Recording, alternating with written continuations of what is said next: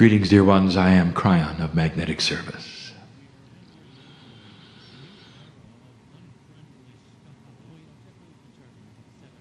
Again, we are here in a way that may seem strange to many. I want you to get used to hearing this voice.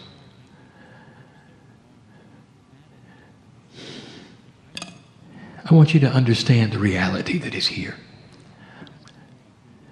You would ask yourself, human being, is this real? You might say, Kryon, I'm having a hard time believing that you're really channeling and that the voice comes from the other side of the veil. It's so difficult. If that's what you're saying today, human being, I will say, blessed are you. For these are honest words coming from one who is struggling to work out of the three-dimensional box. And what happens is that slowly, if you ask the right questions of your own self, of your own belief, of your own psyche, you start getting shown things you didn't expect. For if indeed it is a quantum experience on the other side of the veil, if indeed I am linearizing this conversation and presenting it to my partner,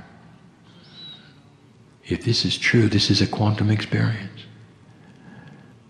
And that means that language is only a small part of it. That the audio that you would hear or the words that are seen on the page, such a small part of it. We have spoken of something called the third language. This third language, identified some time ago, is not a language in linearity, which is the third one. It is a language of the catalyst of the three. We use the three in numerology to represent a catalytic action number. That is to say that all of you have the ability to receive what is being given at a level which is quantum and not language, and not words on a page. Even the reader of this particular message can ask for a quantum experience and be in the session with those who are in the session.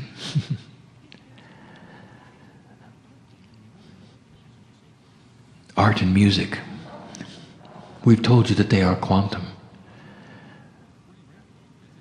We have told you how you could go into the Louvre and watch a painting.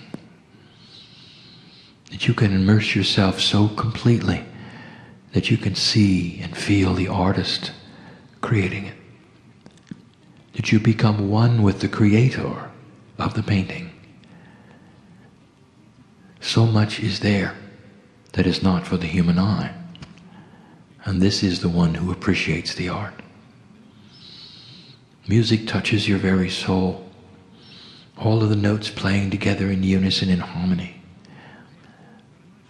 It is one of the only arts where all of that can be presented together and there's no limit to the number of musicians on a stage.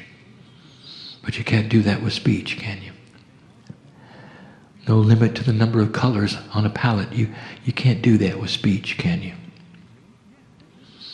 There's a little bit of quantum in everything, if you look. So look for it here before we start a message that is not going to be a quantum one filled with love necessarily, although it is. But we're choosing to do something unusual. We're going to give you some science. We've chosen perhaps an odd place for that. But we haven't. For we think in a quantum way. We wanted to come to this place. We want to honor those who built this building. We want to honor the ancestors who are listening. We've come to a very quiet place in the stillness of a Southwest. In order to give a message of clarity, of purity, so that others will also receive it in that fashion. So it is not about the message at all, it is about the delivery. It is about the energy of where you sit. It is about the preparation that we give my partner sitting in this place. And so we will. When we give a scientific message, when we give suggestions, I ask my partner to go very slow. Some of this has been revealed to him and some of it has not. I ask him to proceed slowly, for it will be seen and read clearly, and much will be seen around it.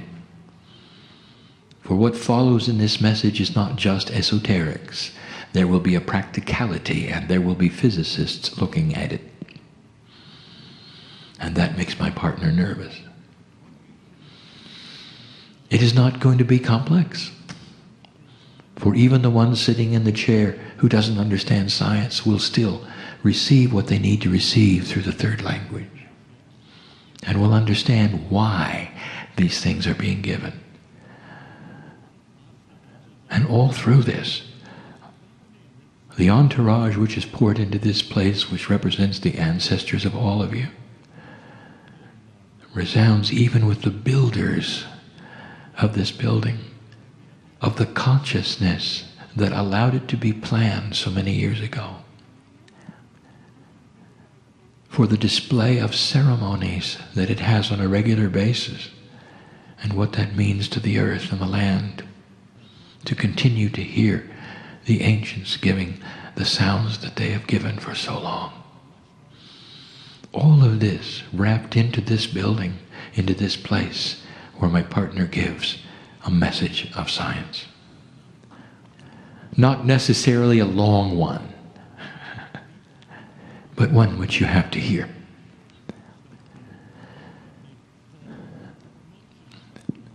It's about the environment. And let us start with assurance. Let us review one more time that what you are seeing in weather changes on this planet you have not created by yourselves with human effort. What you have called global warming is not global warming at all. And I say it again, it is part of a cycle that always was. The North Pole has melted several times and come back several times. It is a waxing and waning. The water evaporation cycle, it has been here before. It is here sooner than expected, and that is alarming. If you were to ask Gaia, the actual energy of Gaia right now, to come into this place, Gaia would give this message: humans have not caused this. Could it be any clearer? And I give you this information so there would be no alarm sounded of things that you would have to change drastically and dramatically. Now, at the same time I would say that, I would say this: there is a mandate to change your energy. What you put into the air is significant, for it is a hazard to your health. What you put into the air hurts humanity, not necessarily Gaia. Gaia is more resilient than you think. Gaia adjusts in ways you don't expect. Gaia takes care of Gaia. Clean up the air, and you will live longer. And that is one of the subjects of today. It's going to get colder. That's one of the subjects of today. You're going to need more energy. That is the subject of today. And we have given you the steps of creating energy easily. And we've given you advice in the past. And one of them we wish to revisit. For it's time for you to think out of the box of three-dimensional when it comes to some of the things that we have discussed with you. You think in a straight line. You don't think past necessarily certain things that you assume. At the same time I give you this information, I will also tell you that this particular information is already known on the planet. It is the way of it. We do not give you something that has not already occurred to a human being. Free choice is what we have told you is the operative word, even in science. This must have occurred, and a human being must have had a situation where they're actually aware before we will give you a message like this. And the reason we do it is because one human being aware sometimes could do nothing about it. But the thought is given. When these thoughts are given to humanity, they normally land on the planet in more than one place. That is to say, epiphanies of discovery happen all at once, usually 3 to 4 times, in order to assure that they will not be lost. And so I am going to add this voice. There is tremendous energy available from the earth for free.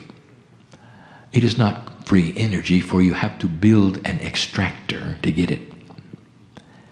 But it's everywhere. Absolutely everywhere. It is called geothermal energy. And it goes like this. Below your feet, not very far, not really. It's hot. Hot enough for you to drill down and create steam. If you can create steam through natural process of thermal energy of the planet, you can drive turbines and create electricity. That will create heat. There are other ways to create heat as well, using even the geothermal heat itself. You're fond of steam engines, and you've been using them very, very long time, and you continue to. Today's nuclear reactors are simply very, very expensive steam engines. For you heat water, you create steam, and you drive turbines. So we are giving you something to think about. For nuclear power, as good as it is not clean. There is a side effect. And you know what it is. For there are waste products which are dangerous, and you know this. As clean as it is, there is still something you have to dispose of. Geothermal, there is no thing you have to dispose of. But it is dangerous. And now we open the discussion. If you can drill approximately 5 kilometers down, you will find enough heat. Now 5 kilometers to you is not that far in a straight line along the surface of the earth. Many of you walk that distance to school and work. It's not that far. But if you're going to drill down technically, it becomes difficult and dangerous. Not just dangerous for the driller, but dangerous for the planet. On the way down through the crust of the earth to the 5 kilometer mark, you go through pockets that you might know are there, releasing gas perhaps, releasing fire perhaps, releasing water perhaps. If nothing else, sometimes you interrupt what we will call the integrity of the lubricant of the shale itself. And what I'm saying here is you might even advance the potential of an earthquake, all by drilling down only 5 kilometers. And so I'm going to give you the answer. And now I'm saying, think out of the box. All along you're thinking that you're going to drill down and put a pipe with water in it. What if I told you you only had to drill down a fraction of that distance, and you could find enough heat to boil? And you'd say, impossible. Oh, it exists over the hot spots of the earth, but you might know it doesn't exist in most of the places we're asking you to drill. Well, it will work if you don't use water. It's time to marry the highest technology that you have on the planet with things you didn't expect to marry them with. And this is thinking out of the box. This is becoming a little more quantum, seeing the entire picture instead of just seeing what you think it should be. There are solutions, and you know what they are, and they're elegant, that will boil at a fraction of the temperature that water will. And this is the answer. Learning to use those substances and those fluids and that chemistry into a geothermal machine that doesn't have to drill down 5 kilometers. How about 2? And we tell you this because you're going to need to do this. And if you do it, and if the advice is followed, you'll find that the timing and the synchronicity of discovery is at hand. That is to say, you will understand these things will fall together. You will get the steam engine, and it won't take 5 years to build, and it won't be dangerous, and you don't have to cover it with a shell. Much easier. It won't belch smoke. It won't pollute. And you don't have to worry about being next to it. And it'll drive electricity. And you're going to need to heat homes and businesses. Because eventually, it's going to get cold. That's number 1. We're going to give you one other invention. Now, this also has been presented on the planet. This has been thought of and not acted upon. This actually is not all that new. But I will tell you that there is a situation at hand where it was inappropriately purchased and pocketed. So I'm going to give it to you so that the public can see it, and anyone with synchronicity who listens to the message and reads the words will understand it. Even you sitting in the chairs will understand it. And the scientists and the physicists will then have to implement it.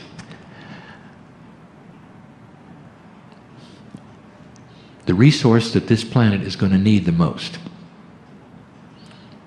as the population grows, as the weather changes, is what you probably already have guessed. Fresh water. Already it's becoming scarce.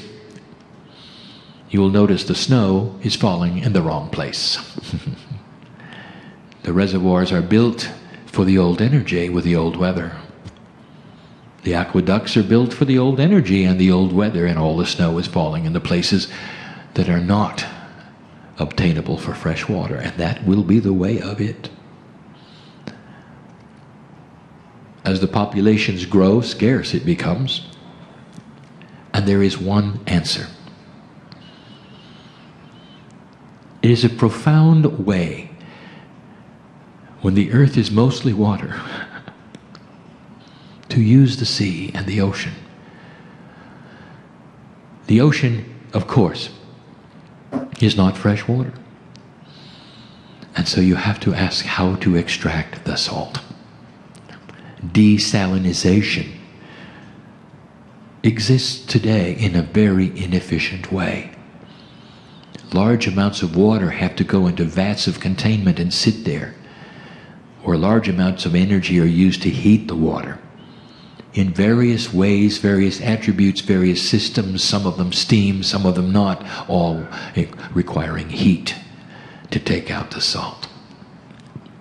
It takes a long time, it's expensive, it's not efficient. It is not tenable to desalinate for an entire city. Only in places that simply have no fresh water at all is it used. So inefficient is it. Now I'm asking you to think out of the box, and I'm going to give you the answer. My partner, I want you to go slow here. Most of the cities on earth, of all of the countries on earth, the largest ones are on the coasts near the water. This is because over time, Those coastal areas were the places where trade could happen with ships and ports.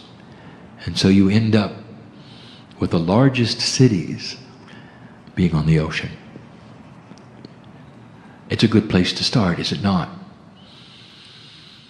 To give water for them from the source which they can simply look at and use. The answer is not that difficult, but it requires something that has not been thought of, really. The highest technology you have today has to do with the smallest of the small. You call it nanotechnology. That which is extremely small, even taking form as what you would call robots, that could be inserted even into the bloodstream, perhaps even to seek out and kill disease. That's how small the nanoparticles are. You're making them intelligent through chemistry, through logic, through electronics, and cleverly you find that they can do many things.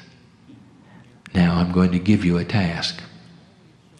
You're going to build a desalination plant where the water never stops flowing, where it can be treated and salt can be removed and a byproduct created that you had no idea about.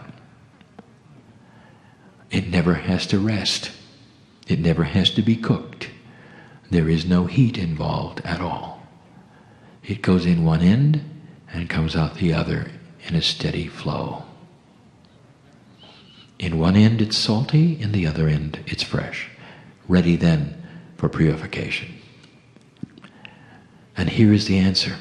Through nanotechnology, in the first stages of the system with the water flowing, you release enough nanotechnology robots that are assigned to find the salt and attach themselves to it. Except there is a caveat, and that every single robot is magnetic. I am the magnetic master, after all. All of the salt then becomes magnetic. It's not that hard. You have the chemistry for it. You have the nanotechnology. Think out of the box. Think out of the box. Chemist, physicist, you can do it.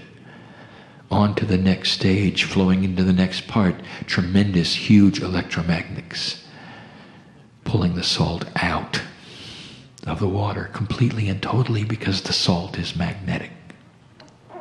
Out it goes. Oversimplified, perhaps. But this is the way of it. No heat involved. Now, the byproduct? You won't believe it. Oh, and it will be controversial when you discover it. Magnetic fields applied to water often creates water that is quite healing.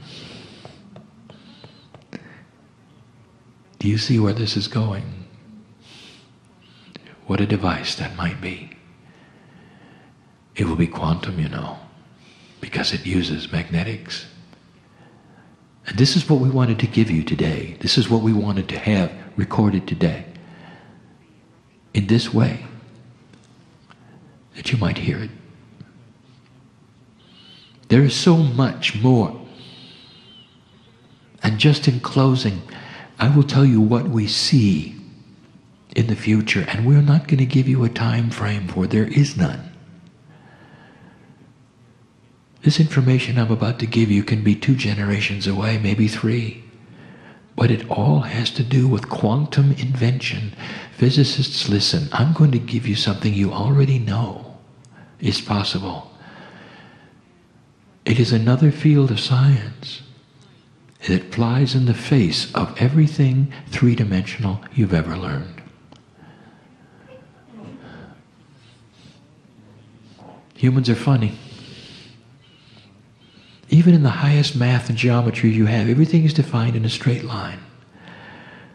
Everything defined in a straight line. A circle is an infinite number of straight lines. That's funny. It's almost as though a circle didn't exist in nature. And the human has to straight line it for it to exist. Interesting, isn't it? I'm just giving you the bias. Bubbles have always been around. They're beautiful, you know. They're natural, you know. The circle is a natural occurring event in space as well. What you don't know, and you may suspect, gravity and magnetism all bend. They don't go straight. They never have.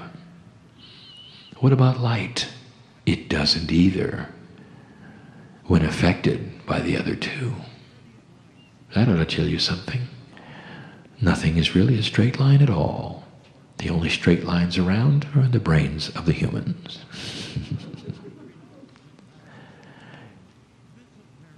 You're not using the right kind of math either, and we've told you that. There is an elegance of math that is quantum. And if I begin to tell you about it, even in the simplest terms, it's going to seem overly complex.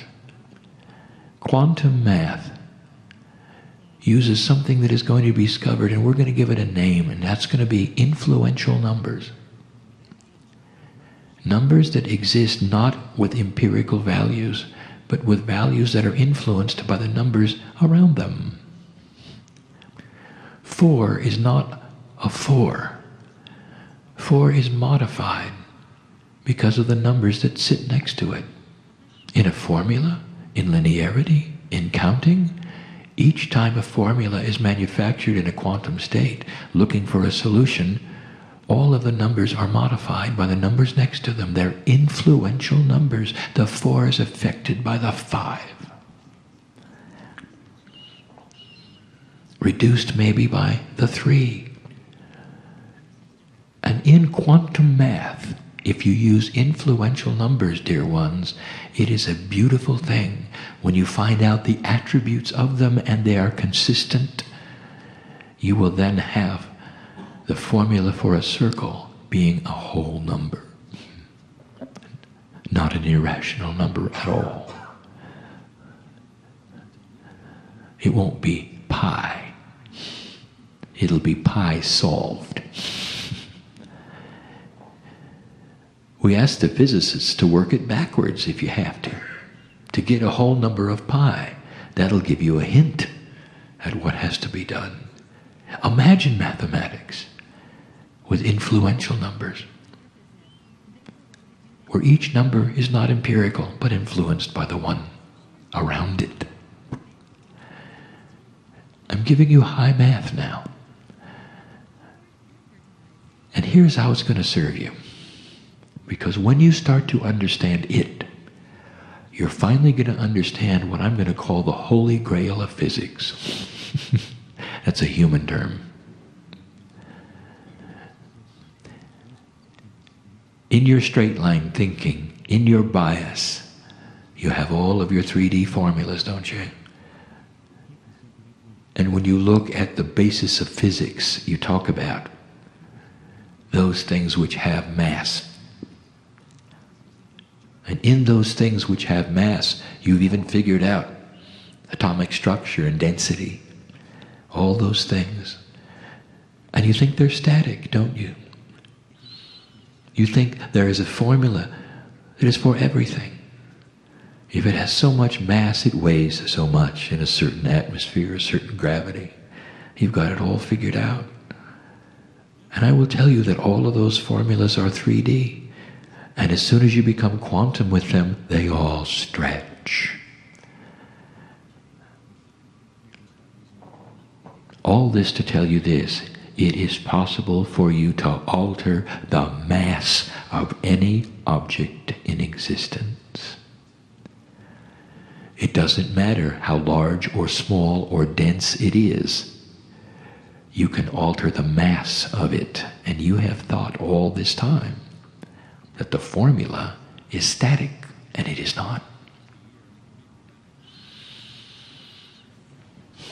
In Yugoslavia, there's a workshop. Historic it is, for the man who thought out of the box. Tesla. And in that workshop there are marks on the ceiling for the objects that took off on his workbench and went straight up. Shattered they did, hitting the ceiling they did. Nikolai was frustrated, for he had discovered massless objects and didn't know how. He thought out of the box, the only one in existence to ever give you a thought of how alternating current might work. Oh, it's more than 3D, study it. The same applies with numbers. The same applies with mass. And I will tell you that it is accomplished through magnetics. Always has been. And that was the experiment. In Tesla's time, without a computer, without any of the finite instruments you have today to measure what you have, he did it. But he couldn't control it. Frustrated he was. By the way, he's back. I'm not going to tell you where. Maybe he will listen to this and know what to do next. Clever it is how magnetic fields must be arranged around other magnetic fields. Even solutions that are magnetized to create fields within fields, sometimes at right angles, sometimes not, to give you a condition that will create a change in mass. None of these things are out of the purview of human development. How long it'll take? We don't know. That's up to you. But do you understand what it will change? That means that the things of science fiction are finally yours. What you call anti-gravity is simply an object without mass. It'll float, no matter how big. It's doable. It's in all of your science fiction movies. Maybe it's time to implement it. Kryon, why do you give us these things? And with this we close.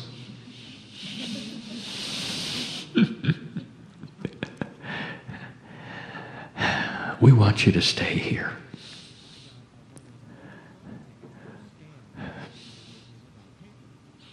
Give it in love.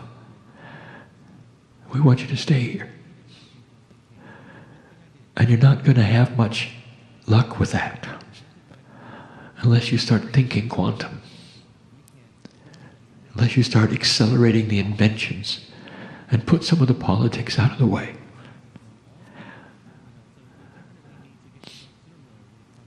For the countries which must do this are the ones that have the highest technical abilities. And they also have the highest influential structures that are in the way of it all. It is time for the population to understand this and turn the physicists loose and not strap them with those things that are difficult with burdens. And maybe you don't know what I speak of, but they do. Because we want you to stay. In the process, there will be life extension. In the process, there will be epiphanies. In the process, you might even find that this message was accurate and true. And then you've got a puzzle, don't you? Physicists, if you're listening to this, you've got a puzzle. Because who is it who is speaking from the other side of the veil, giving you information that is true and real and scientific?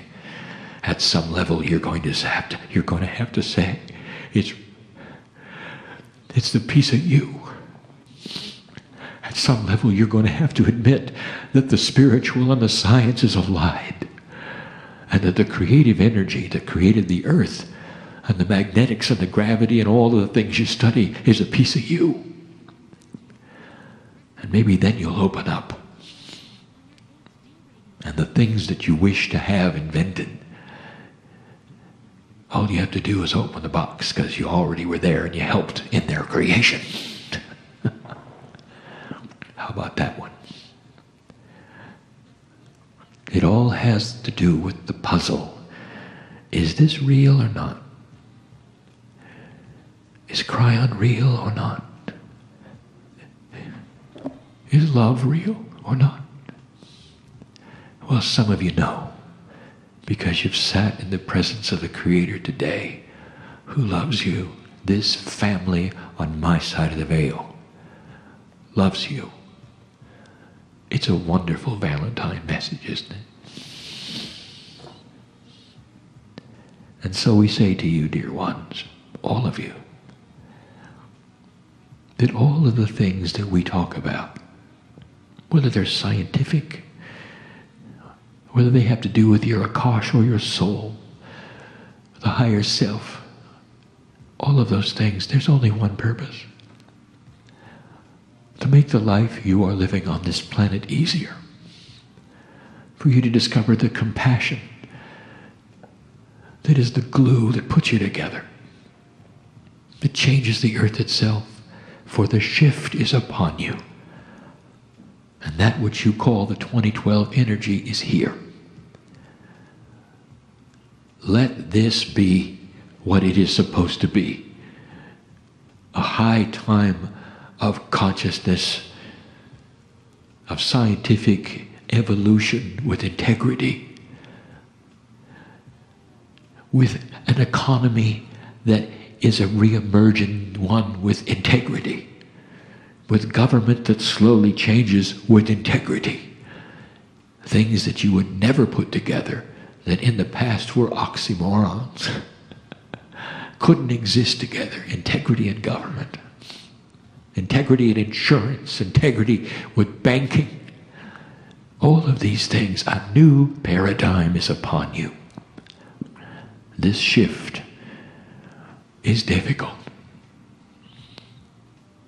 And we have the warrior and the worker in the chairs in front of me. And they know it, because that's why they came. I know who you are. And I celebrate each one. And so it is.